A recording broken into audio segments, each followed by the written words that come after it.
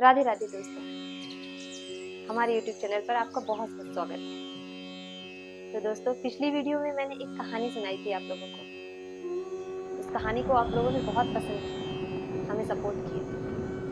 हमें सपोर्ट करने के लिए आपका बहुत बहुत धन्यवाद। हमें ऐसे आगे भी सपोर्ट करिए, जिससे मैं आपके लिए अलग अलग कहानियां ला सकूं और आपके जीवन को परिवर्तित करने में थोड़ा योगदान कर सकूं। दोस्तों, आज फिर मैं आप लोगों के लिए एक कहानी लेकर आई हूँ। एक पिता और पुत्र की कहानी, जो हमें ये सिखाती है कि भगवान के दिए हुए हर एक उपहार को हमें दिल से स्वीकार करना चाहिए। तो दोस्तों, कहानी कुछ ऐसी है। एक बड़े शहर में एक व्यापारी और उसका पुत्र रहते थे। व्यापारी को सेठ भी कहा जाता है। व्यापारी की पत्नी का देहांत हो चुका था। जैसे ही उसका पुत्र बड़ा होता है, उसके कॉलेज की पढ़ाई का अंतिम साल चल रहा होता है। व्यापारी अपने पुत्र को बुलाकर एक दिन कहता है कि बेटे, अगर इस बार कॉलेज में तुम टॉप किए तो मैं तुम्हें कोई तुम्हारी मनचाही चीज दूंगा।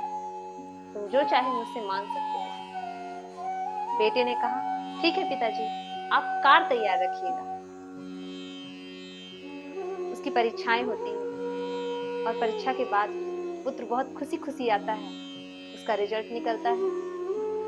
रिजल्ट का समय आते ही पुत्र अपने रिजल्ट को देख करके बहुत खुश होता है। उसने कॉलेज में टॉप किया हुआ होता है। रास्ते में वो इस खुशी के मारे सोचता हुआ जाता है कि घर जाऊंगा तो पिताजी ने मेरे लिए कार खरीद रखी होगी, आंगन में कार खड़ी होगी। जब वो घर पहुंचता है, उसके पिता को इस बात का पता चलता है। वो बहुत प्रसन्न होता है और अपने पुत्र को अपने पास बुलाता है। जब पुत्र घर पहुंचकर आंगन में देखता है तो वहां गाड़ी नहीं होती है। वो दुखी हो जाता है। दुखी होकर के वो अपने पिता के पास जाता है और बड़े अनमने मन से पिता के सामने खड़ा हो जाता है। पिता उसके हाथ में एक गिफ्ट का पैकेट थमा रहे थे। वो उसे दुखी होकर अपने कमरे में, बेटा तो पहले से ही बहुत दुखी था। वो अपने पिता के दिए हुए उस गिफ्ट बॉक्स को खोलता है। जैसे वो खोलता है, उसमें से एक रामायण निकलती है। रामायण की पुस्तक होती है, जिसे देखकर वो बहुत ही क्रोधित हो जाता है और नाराज होकर किताब उसी मेज पर रखकर चला जाता है। बिना बताए हुए अपने पिता को गुमनाम हो जाता है। अपने पिता से किसी तरह का कोई रिश्ता नहीं रखता, किसी तरह का कोई संबंध नहीं रखता है। सालों कई मेहनत करता है। कड़ी मेहनत करने के बाद वो एक कार खरीदता है। जब वो कार खरीदता है तो बहुत खुश होता है। सोचता है अपने पिता से जाकर मिलूंगा और उन्हें दिखाऊंगा कि आपके बेटे ने काबिले तारीफ काम किया है। वो खुश हो जाता है। कार ले करके जब वो रास्ते से जाता है तो उसे याद आता है, एक बार क्यों ना मैं पिताजी से बात करूं। जैसे ही वो रास्ते में वो अपने मोबाइल से अपने पिताजी को कॉल करता है। जैसे ही वो कॉल लगाता है, घर पर जो नौकर होता है वो फोन उठाता है। फोन उठाते ही वो अपने पिताजी के बारे में पूछता है। तो नौकर बताता है कि सेठ जी तो 10 दिन पहले ही गुजर गए। ये सुनकर वो बहुत दुखी होता है और रोते रोते वो अपने घर पहुंचता है। जब वो घर के अंदर जाता है, अपने पिताजी के कमरे में जाता है, तो देखता है तस्वीर के ऊपर माला टंगी है। ये दृश्य देखकर वो बहुत दुखी होता है और रोता ही चला जाता है। इतने में ही उसकी नजर उस मेज पर रखे रामायण पर पड़ती है, जिसे वो उठा लेता है और खोलता है। कुछ पन्ने खोलने के बाद उसमें से एक चिट्ठी निकलती है। चिट्ठी को पढ़ते ही उसकी आंखों में आंसू और तेज आने लगते हैं। आंसुओं की धार बंद नहीं होती, क्योंकि उस चिट्ठी में लिखा हुआ था, उस लेटर में लिखा हुआ था कि बेटे, तुमने तो वाकई काबिले तारीफ काम किया है, तो मैं तुम्हें कार दिलाता हूँ। लेकिन बेटा, तुम्हें कार देने के साथ साथ मैं तुम्हें कुछ संस्कार भी सिखाना चाहता हूँ, इसलिए तुम्हें ये रामायण दे रहा हूँ। ये देखकर उस लड़के को बहुत दुख हुआ और वो बहुत रोया।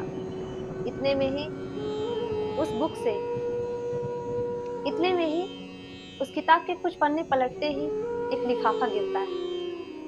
लिफाफे के अंदर चाबी होती है और साथ ही वो बिल जो कार खरीदते समय उसके पिता ने पेमेंट किया था। ये देखकर वो बहुत दुखी होता है, बहुत रोता है और रोते ही चला जाता है।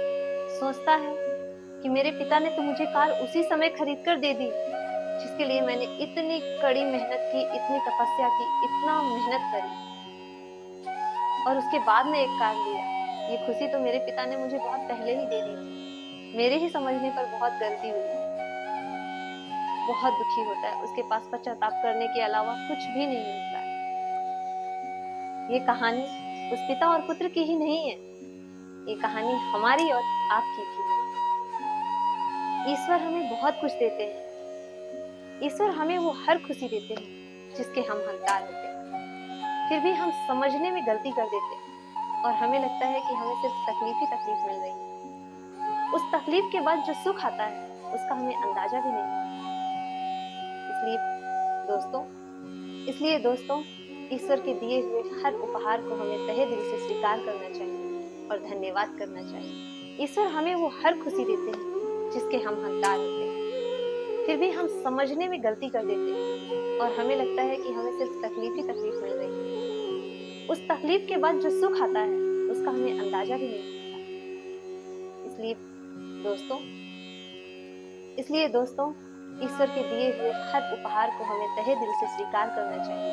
और कई बार जब ईश्वर हमें गिफ्ट देते हैं तो उसकी पैकिंग अलग अलग होती है और वो पैकिंग देखकर ही हम नाराज हो जाते हैं। जीवन में कई तरह के उतार चढ़ाव आते हैं और उन उतार चढ़ाव को देखकर ही हम डर जाते हैं। इसलिए दोस्तों प्रभु की हर इच्छा को स्वीकार करनी चाहिए और उसके हर एक उपहार को दिल से स्वीकार करके, हर इच्छा को स्वीकार करके ईश्वर का धन्यवाद कहना चाहिए। राधे राधे।